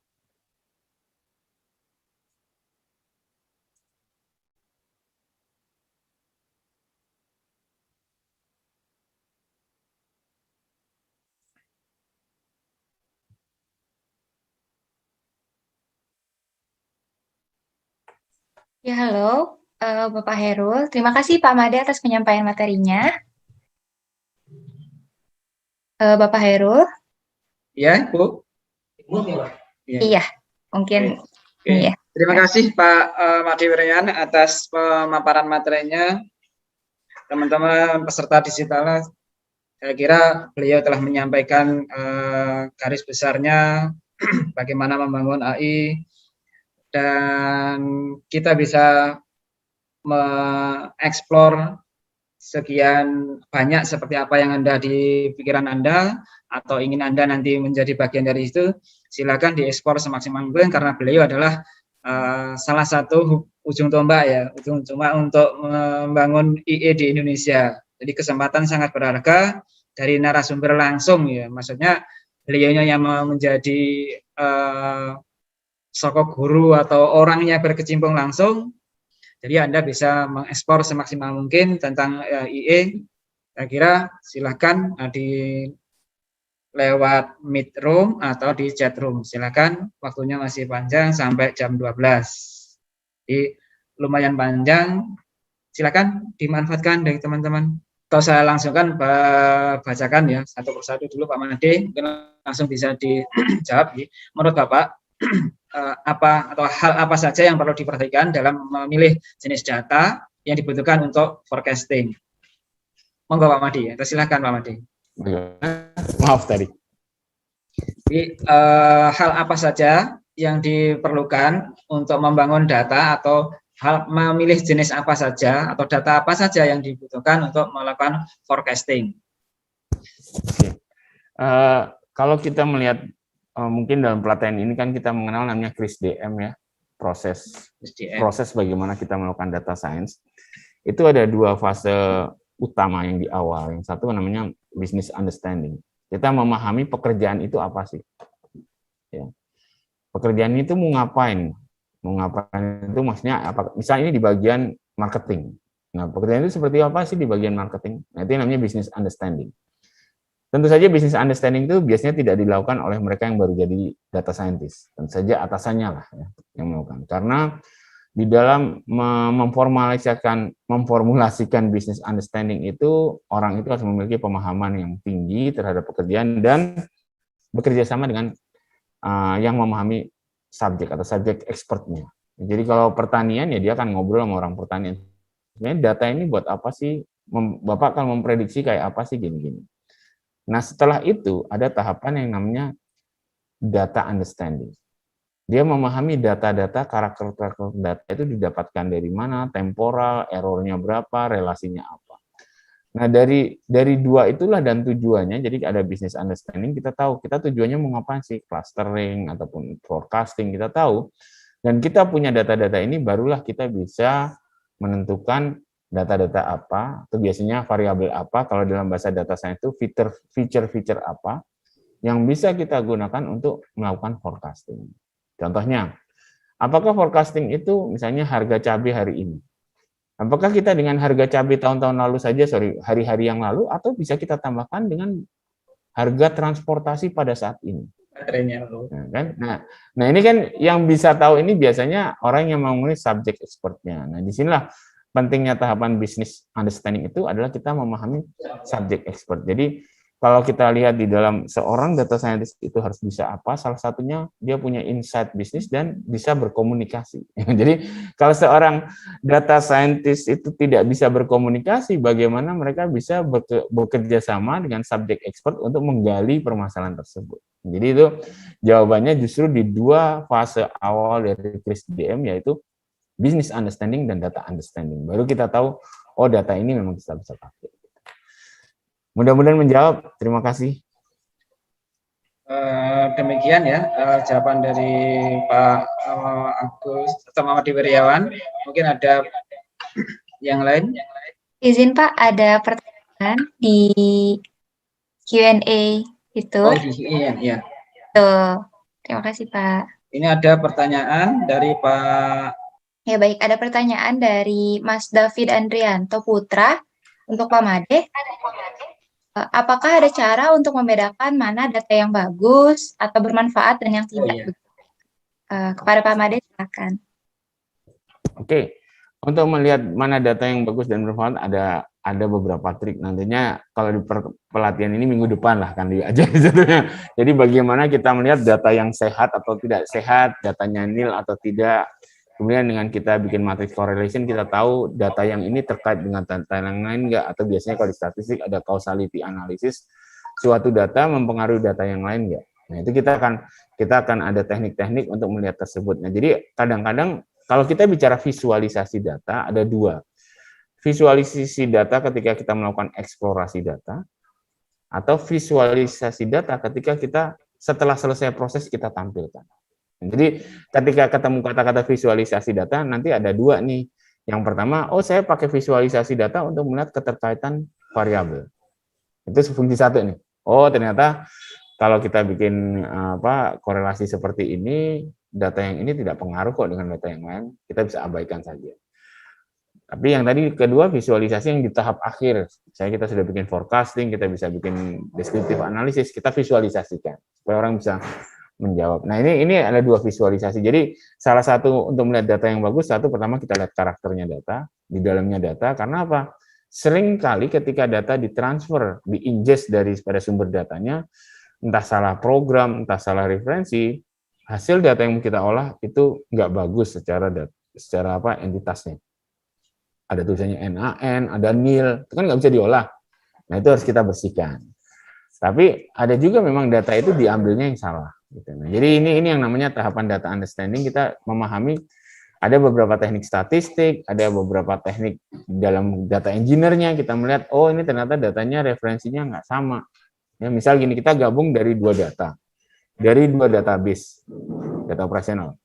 Yang satu, ini jenis kelamin. Yang satu pakai referensi laki perempuan, yang satu pria wanita. Sama-sama P, digabung saja P-nya jadi bingung.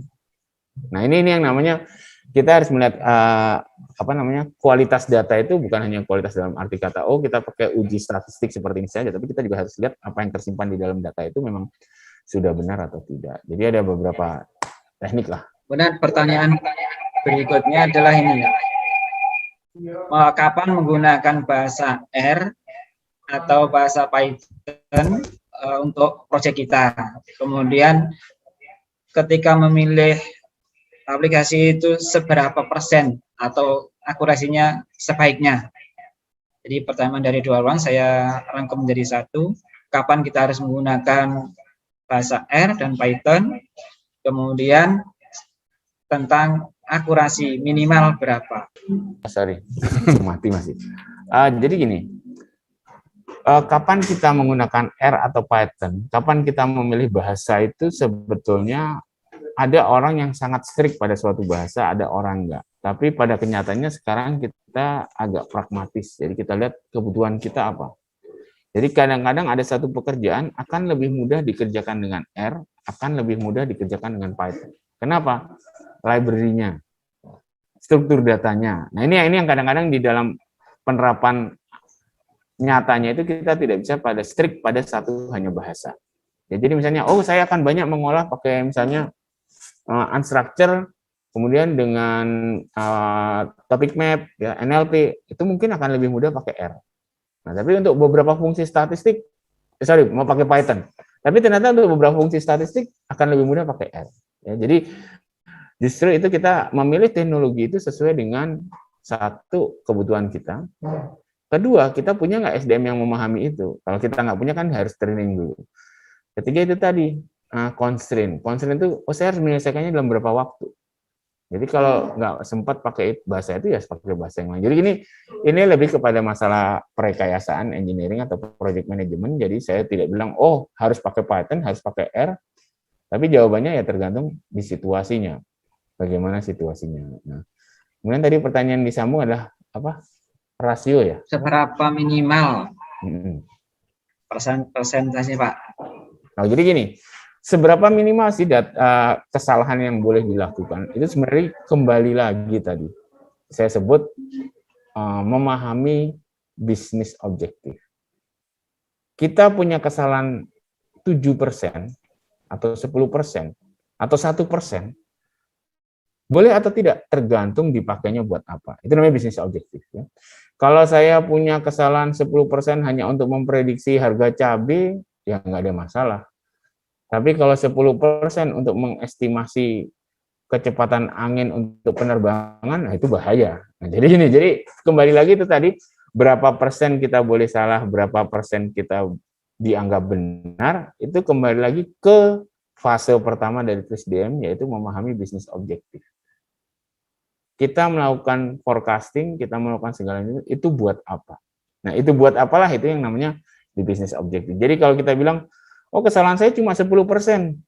Bayangkan kalau kita optical recognition 10%. Mungkin untuk kalau optical recognition untuk buku novel nggak ada masalah. Ya, buku novel kita OCR salah 10% mungkin orang masih bisa ngerti. Tapi kalau ijazah salah 10% nilainya bisa salah. Nah, jadi kembali lagi ke pertanyaan itu tadi, bisnis objektif itu adalah fase terpenting dalam membuat sistem, terutama sistem seperti data science, karena batasan di dalam evaluasi di langkah terakhir itu ada yang namanya evaluasi model. Kita mau seberapa kecil besarnya itu tergantung objektif bisnis. Seperti itulah. Jadi tahapan pertama yang paling penting. Terima kasih. Sepertinya ini ada pertanyaan satu lagi, saya bacakan saja di question answer. Iya, Pak. Izin bertanya Pak Made, sepanjang pengalaman Pak Made berurusan dengan Big Data dan AI, apakah terdapat pengalaman yang menarik membuat Pak Made dan tim sempat kesulitan? Relatif permasalahan yang terbesar di Indonesia itu bukan teknis tapi non-teknis. Dalam arti gini, orang yang mau punya sistem, punya pandangan yang berbeda tentang sistem dan bagaimana sistem dibuat. Jadi kadang-kadang over expectation. Wah, saya mau dalam 3 bulan sistemnya jadi bisa mengestimasi semua data. Itu kan over expectation. Itu sering sekali terjadi di Indonesia. Ya, jadi padahal akses datanya nggak ada, segala macam nggak ada, dalam 2 bulan harus selesai. Ini salah satu yang sering terjadi di Indonesia. Kemudian yang lain adalah tadi kita bilang membangun big data itu perlu interoperabilitas, koneksi dengan sumber-sumber data yang lain. Nah, di Indonesia ini selalu menjadi challenge, selalu menjadi tantangan terbesar. Instansinya tidak memberikan, perusahaannya tidak memberikan, datanya di sana juga sangat kotor, tidak bisa di-ingest. Ini macam-macam lah. Jadi kembali lagi ya, kalau seperti itu namanya itu kan permasalahan organisasi, masalah kolaborasi, sama dengan tadi diutarakan Pak Agus, ya pertamanya kita hanya bisa pecahkan dengan cara kolaborasi. kita ubah mindset, kita duduk bersama, kita sepakati bahwa ini adalah masalah bersama, sehingga sifatnya bukan win-lose, lu repot, gua untung, tapi selalu sifatnya win-win.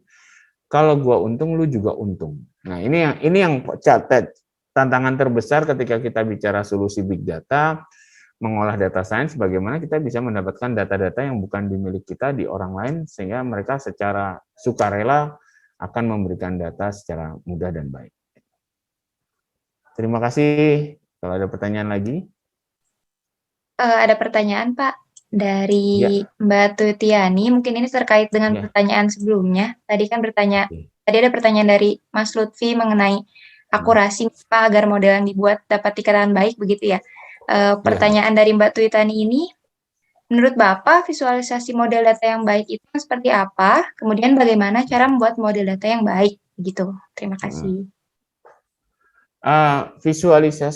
Visualisasi itu kata-katanya bukan baik, tapi cocok. Artinya gini, tadi kalau saya lihat kan gambar itu ada kita dapat data, kita olah data, kita visualisasi data, kemudian kita bisa menceritakan data.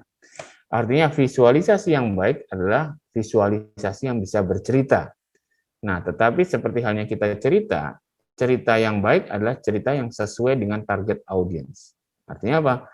Visualisasi yang baik adalah visualisasi yang bisa bercerita sehingga diterima oleh audiens untuk mengambil keputusan, untuk segala macam. Jadi sama hanya kayak kita mendesain pamflet.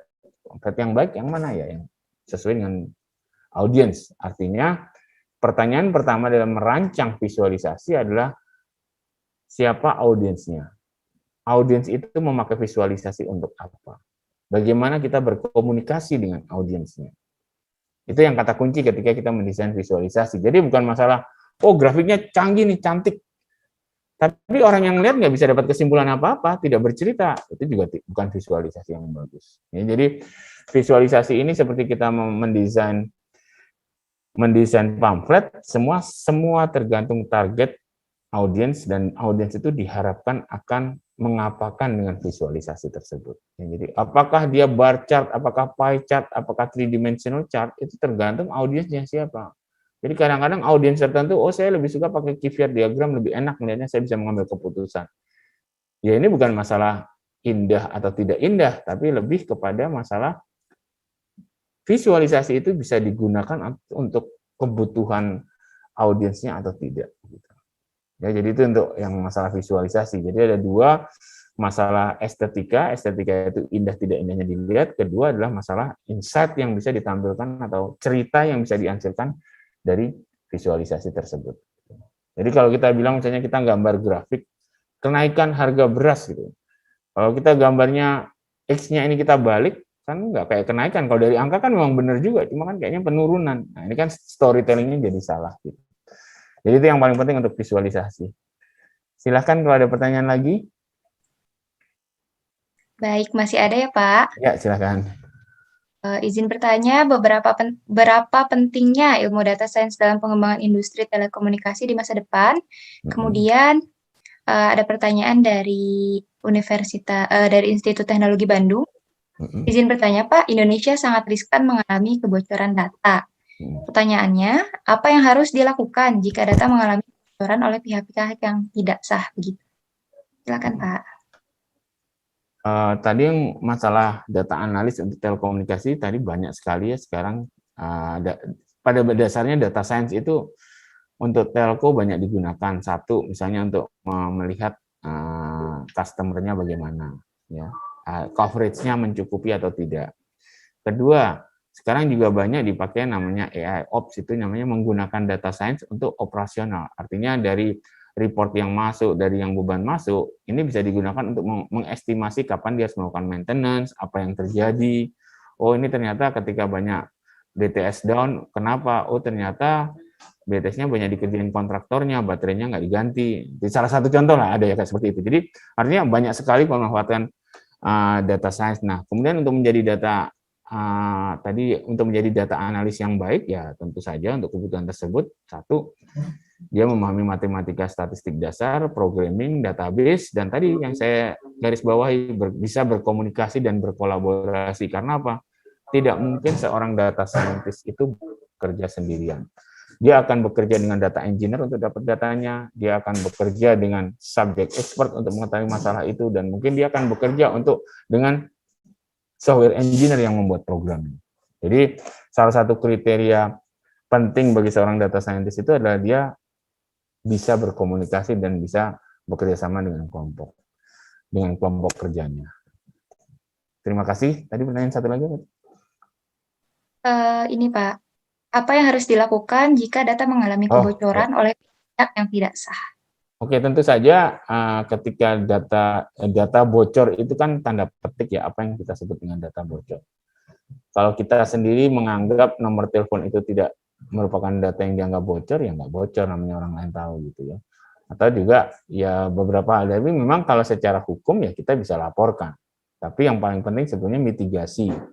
Jadi ada ketika sesuatu hal yang terjadi insiden itu kan kita melakukan respons. Respons itu ada satu pelaporannya, kita laporkan. Kedua, misalnya kita coba cari masalah, kita tutupi. Ketika mitigasi, apa yang harus kita lakukan ketika hal itu bocor? Itu yang paling penting sebenarnya. Jadi mitigasi itu macam-macam ya.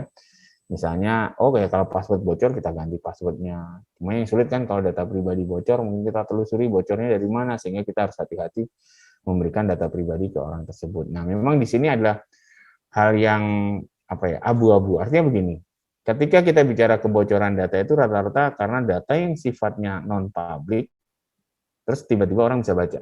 Tetapi sebenarnya ada lagi yang namanya risiko negatif lain, yaitu data-data publik kita yang sifatnya publik, kita ambil, kemudian dengan teknik data science, kita bisa mengambil kesimpulan terhadap diri orang-orang tertentu, kelompok tertentu.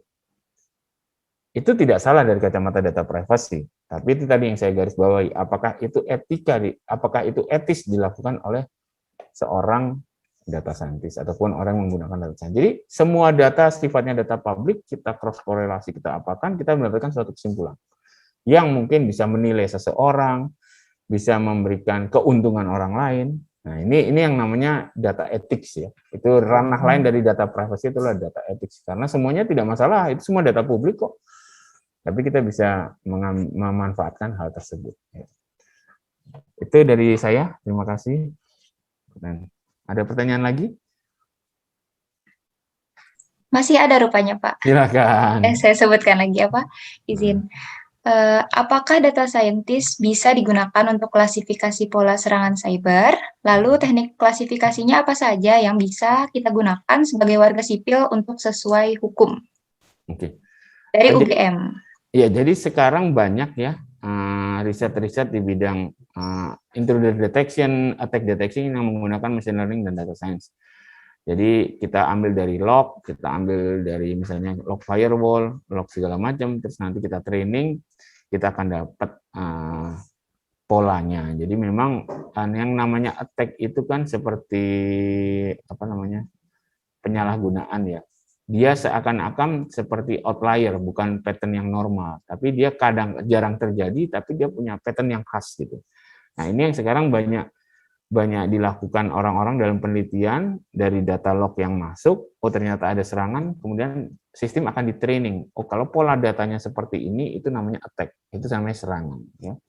Nah, jadi biasanya kalau instansi-instansi yang sudah peduli seperti itu, maka misalnya kita semua pakai access point, dari access point, lognya firewall, lognya sistem itu masuk semua ke sistem artificial intelligence mereka kemudian analisis. Oh, kalau polanya seperti ini kira-kira akan ada serangan dan mungkin serangan ini dari access point sebelah sini. Gitu. Nah, itu yang sekarang lumayan bidang riset yang banyak dengan memanfaatkan log di sistem itu yang akan di training dengan berbagai teknik lah ya. Itu tekniknya banyak sekali ya, menggunakan teknik. Kenapa banyak? Karena situasi yang ini lebih cocok pakai teknik yang ini, situasi seperti ini, tekniknya seperti ini, dan intinya dia akan mencoba mempelajari pola serangan. Ya. Karena sifatnya serangan itu bukan pola yang seperti tidak ada polanya, tapi sebetulnya ada polanya. Ya, jadi sekarang menjadi tema yang lumayan besar untuk mempelajari apakah ini ada serangan virus, apakah serangan malware, itu dengan membaca dari data lognya yang ditrainingkan kepada suatu artificial intelligence. Terima kasih. Baik, terima kasih Pak. Semoga menjawab pertanyaan dari rekan-rekan peserta yang bertanya. Mungkin saya sebutkan satu pertanyaan lagi ya Pak, terakhir mengingat waktu juga sudah menunjukkan bahwa kita harus berakhir. Ini pertanyaannya, bagaimana mengolah data menjadi data science jika industri sudah mempunyai ERP system, dan apakah ada contoh dari yang sudah mengembangkan jadi data science? Jadi gini, data di ERP itu adalah namanya data operasional. Jadi data mentahnya, biasanya dari data ERP dia akan masuk ke warehouse, dari warehouse dia akan ngambil per subjek menjadi data mart. Data mart itulah yang dianalisis oleh data science. Jadi ERP itu, data di ERP itu adalah sumbernya. Jadi misalnya apa? ERP itu misalnya buat stok ya, stok, inventory, order. Nah, dengan cara data dari ERP itu dia feedingkan kepada suatu engine dengan teknik data science, maka dia akan bisa mengestimasi, oh, kalau saya punya request membuat barang seperti ini, maka saya harus order saat ini. Karena dalam manufacturing itu kalau kita order kebanyakan dan kelamaan di gudang, itu kurang bagus. Kenapa? Ada uang berhenti. Nah, jadi itu namanya ada optimasi stok, itu salah satunya di ERP. Sekarang yang banyak adalah kita menggunakan teknik-teknik data science, ditrainingkan datanya dari semua data transaksi di ERP-nya dimasukkan, kemudian itu yang menjadi untuk melakukan estimasi stok, optimasi inventory, itu optimasi order barang. Ya. Jadi kita bisa tahu, jangan sampai kita mengorder kecepatan, terlalu cepat, akhirnya numpuk di gudang, atau kita mengorder telat, sehingga ketika harus berproduksi barangnya belum ada. Nah, ini yang di dalam ERP ataupun manufacturing sering sekali dimanfaatkan teknik data science untuk melakukan estimasi-estimasi seperti ini. Gitu. Terima kasih. Baik, terima kasih Pak Made atas jawaban dari pertanyaan-pertanyaan yang telah diajukan oleh teman-teman peserta. Pak Hairul, izin Pak. Iya, Bu Rizka, mohon bisa di-handle ya Bu untuk membacakan kesimpulan, karena di sini ada trouble kelistrikan. Mohon maaf sebelumnya. Oke, baik.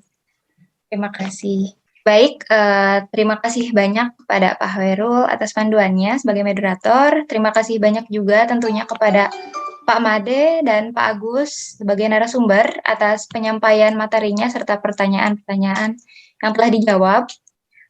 Karena pemaparan materi oleh narasumber serta sesi tanya jawab telah selesai dilaksanakan, berakhir sudah acara webinar Data Science dan Customs pada hari ini. Saya Rizka Olivazri bersama panitia webinar sesi industri dan proyek pelatihan microcredential untuk Associate Data Scientist tahun 2021. Pamit undur diri. Mohon maaf bila ada beberapa pertanyaan yang belum terjawab terkait waktu yang terbatas. Mohon maaf juga bila ada perkataan maupun perbuatan yang kurang berkenan di hati rekan-rekan sekalian. Akhir kata saya sampaikan terima kasih. Wassalamualaikum warahmatullahi wabarakatuh. Om Shanti Shanti Shanti Om. Selamat pagi, sehat selalu rekan-rekan semuanya. Bersama kita maju untuk Indonesia.